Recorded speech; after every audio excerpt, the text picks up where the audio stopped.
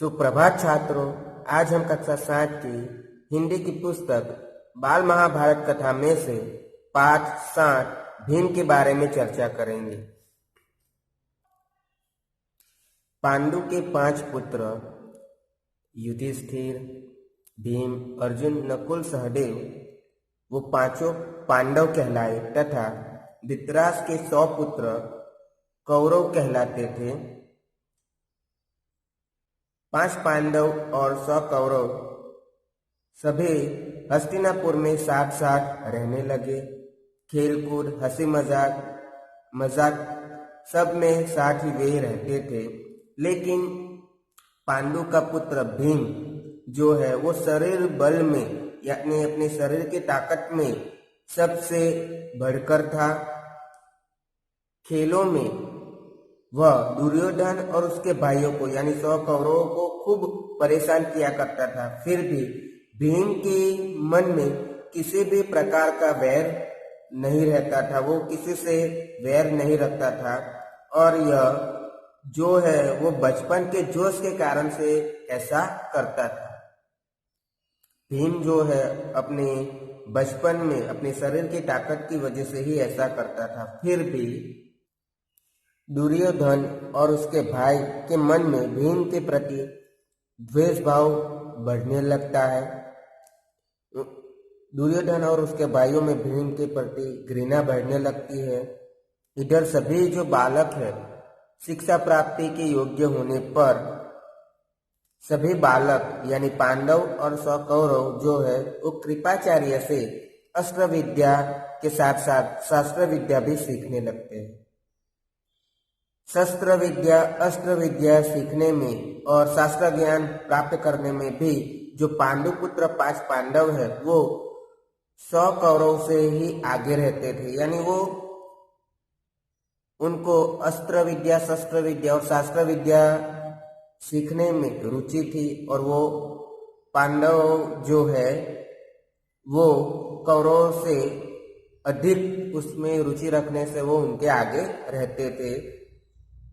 इससे क्या होता है, जो कौरव है वो पांडवों पर खींचने लगे, मतलब गुस्सा करते थे। और दुर्योधन जो है वो हर प्रकार से पांडवों को नीचा दिखाने का प्रयत्न करता रहता था, कोशिश करता रहता था।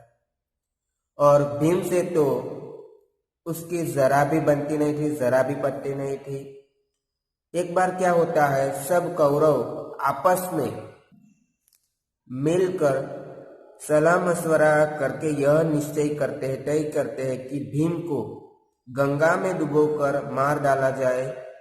और उसके मरने के बाद युधिष्ठिर, अर्जुन, नकुल, सहदेव आदि को कैद करके बंदी बना लिया जाए, कैद करके बंदी बना लिया जाए। और दुर्योधन ने सोचा, साथ में यह भी सोचा कि ऐसा करने से सारे राज्य पर यानी पूरे हस्तिनापुर पर उनका ही अधिकार हो जाएगा। एक दिन दुर्योधन ने धूमधाम से जल क्रीड़ा का प्रबंध किया, यानी जल क्रीड़ा की व्यवस्था की। और उसके लिए 5 पांडवों को न्योता दिया, मतलब निमंत्रण दिया। 5 पांडव और 100 कौरव जो है दुर्योधन के साथ, यानी दुर्योधन और उसके भाई जो है सभी कौरव देर तक गंगा नदी के तट पर खेलते हैं और गंगा नदी के प्रवाह में तैरते हैं। और बाद में सब ने मिलकर भोजन किया और जहां उनके विश्राम का प्रबंध किया गया था डेरों में, उस खेमे में, उस डेरों में जाकर फिर सो गए। दुर्योधन ने षड्यंत्र से भीम के भोजन में यानी भीम के खाने में जहर मिला दिया था, विष मिला दिया था। और सब लोग खूब खेले थे, यानी अनेक प्रकार के खेल खेले थे और गंगा नदी के प्रवाह में जल में तैरे थे। इसलिए सभी थक थकाकर सो गए। लेकिन जो भीम है उसके भोजन में विष मिलाया हुआ था। इसकी वजह से क्या होता है, विष के कारण भीम को गहरा नशा हो जाता है और वो अपने डेरे पर मतलब अपने खेमे पर भी नहीं पहुंच पाता है और नशे में चूर होकर वो गंगा के किनारे की रेत में ही गिर जाता है। इस स्थिति में दुर्योधन ने लताओं से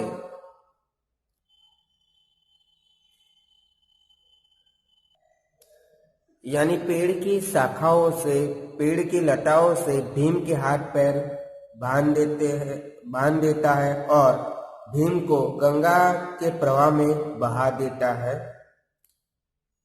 वृक्षों की लताओं से जकड़ा हुआ भीम का जो शरीर है गंगा के प्रवाह में, गंगा की धारा में बहता हुआ दूर निकल जाता है, यानी दूर निकल गया।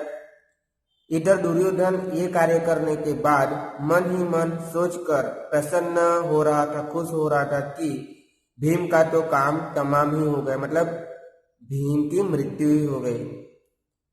जब युधिष्ठिर अर्जुन और नकुल सहदेव को जो है वो जाग जाते हैं और भीम को अपने डेरे में नहीं पाते हैं, तो चारों भाइयों ने मिलकर सारा जंगल जहाँ वे खेले थे, जहाँ नदी के किनारे उन्होंने खेल खेला था, अलग अलग खेल खेले थे जंगल में, और गंगा नदी के जल में जो उन्होंने क्रीड़ा की थी, जो तैरने की क्रीड़ा की थी, उस सभी जगह को खोज डाला, लेकिन उनको भीम का कहीं भी पता नहीं चलता है, भीम उनको मिलता नहीं है। फिर अंत में क्या होता है, वो निराश होकर दुखी हृदय के साथ वे अपने महल यानी हस्तिनापुर लौट आते।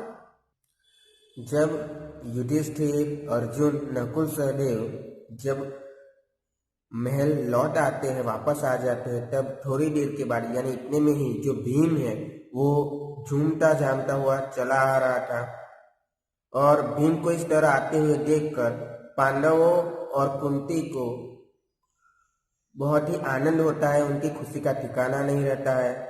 कुंती, अर्जुन, नकुल सहदेव और युधिष्ठिर ने उस भीम को गले से लगा लिया, पर जो कुंती है भीम की यह सब स्थिति देखकर, ये सब हालात देखकर कुंती को बड़ी ही चिंता होती है, फिक्र होती है और उसने एक सेवक को बुलाकर विदुर को बुलावा भेजा और अकेले में उनसे बात की और बोली, दुष्ट दुर्योधन जरूर कोई न कोई चाल यानी षड्यंत्र रच रहा है। राज्य के लोभ में यानी हस्तिनापुर के सिंहासन के लोभ के कारण वो भीम को मार डालना चाहता है और मुझे भी इसकी चिंता हो रही है, फिक्र हो रही है। राजनीति में निपुण विदुर कुंती को समझाते हुए कहते हैं कि तुम्हारा कहना सही है, यानी तुमने जो कहा वो ठीक है, परंतु कुशल अच्छा इसी में है कि इस बात को अपने तक ही सीमित रहो, यानी किसी और को न कहो।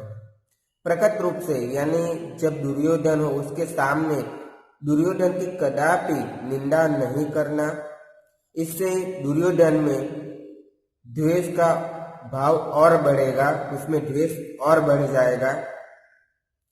इधर भीम जो है वो इस घटना से बहुत ही उत्तेजित हो जाता है। तभी युधिष्ठिर जो है उन्हें समझाते हुए कहते हैं कि भाई भीम, अभी समय नहीं आया है, तुम्हें अपने आप को संभालना होगा, यानी अपने आप पर संयम रखना होगा, धैर्य रखना होगा। इस समय यानी इस वक्त तो हमें पांचों भाइयों को यही करना है कि किस प्रकार एक दूसरे की रक्षा करते हुए बचे रहे, सुरक्षित रहे।